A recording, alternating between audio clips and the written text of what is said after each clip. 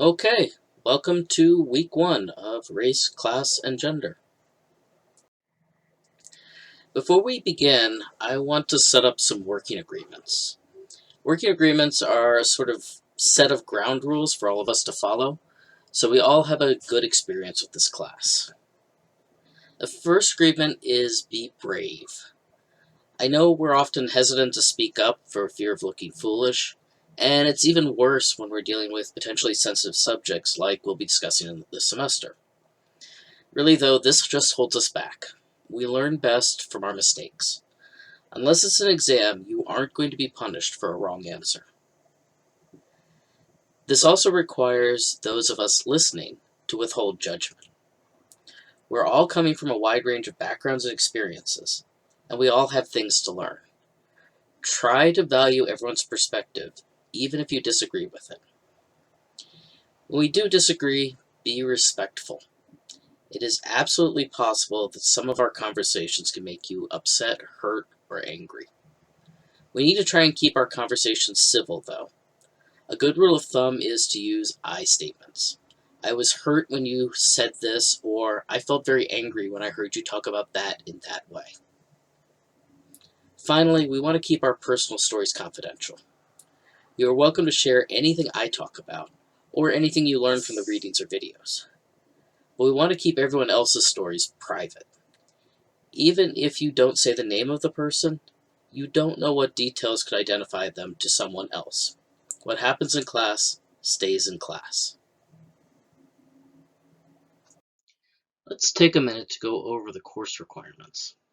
20% of your grade is engagement. This is the effort and thought you put into the discussion board.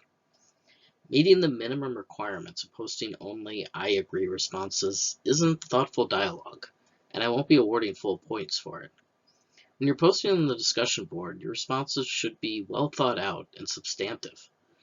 We're all going to enjoy this course a lot more if we're thinking and talking about the issues we see around us and seeing how our different identities influence our points of view.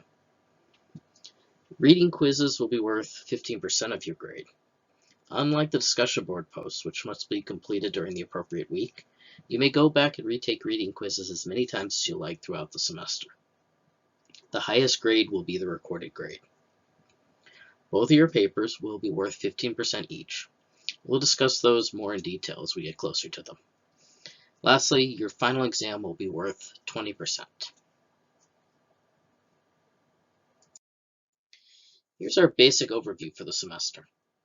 This week will be part 1, which gives you the basics of identity and how identity develops. This lays the groundwork for our understanding of the rest of the course. The second part of the semester, which runs through the midterm, is devoted to understanding systems of power and inequality and how identity affects where an individual fits within society and what advantages or disadvantages those identities provide.